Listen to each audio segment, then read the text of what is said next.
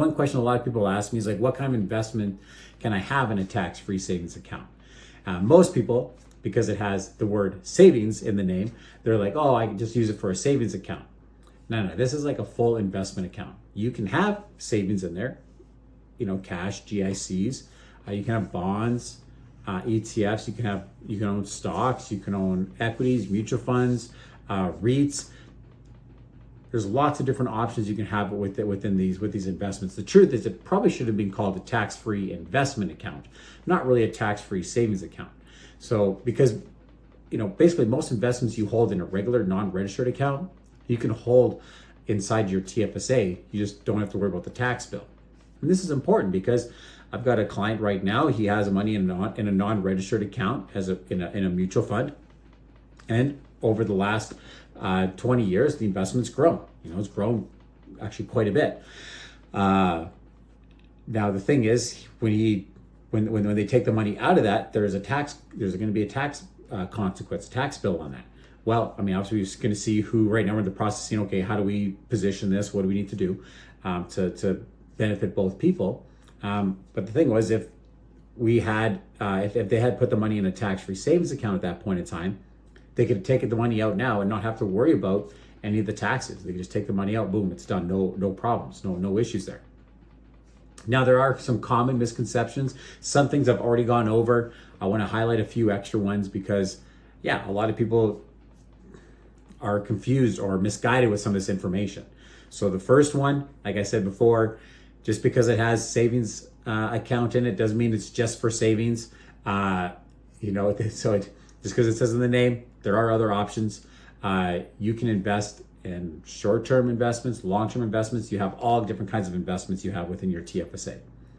Another one is you lose your room if you take your money out. Not true. You lose it for that year. So that's partially true. You lose it for that year, but come next year, January 1st of the following year, you are able to recontribute that in. So you're able to put that money back in and continue to have the same amount of available room in your TFSA. I've had some people tell me it's only for young people. Listen, tax-free savings accounts for all ages. I use this a ton with a lot of my clients, helping to plan for retirement.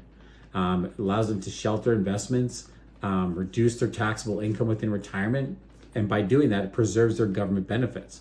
Because I know a lot of times when you're retirement, you're going to have a big purchase. Maybe you want to do a trip, or you're going to pick up a new car, or I don't know, you got to do some home rentals or something. If you take that money out of your registered accounts, like your RSPs or whatnot, you're going to be moved up. You could potentially move up to a higher tax bracket. You could potentially lose your government benefits. There's a lot of things you've got to watch in there. Whereas if you have a big bill or a big expense or something you want to do or purchase or buy, you can pull that out of your tax-free savings account, and it's not going to affect everything else you got dialed in. You're not going to affect your tax rates and your benefits and all that stuff that you're working on. And also, some people, with all those benefits, some people tell me, oh, you're better off using an RSP or you're better off using a TFSA instead of an RSP. Well, maybe. One thing you want to look at is it kind of depends on your income level. It's going to depend on what your retirement tax rate's going to be, your goals. It's not that one account is better than the other, or you should use one and not the other. It really depends on what your goals are, how you want to, what you want to accomplish here, and then you can find the right tool for that job. It's kind of like I'm trying to, cut a board.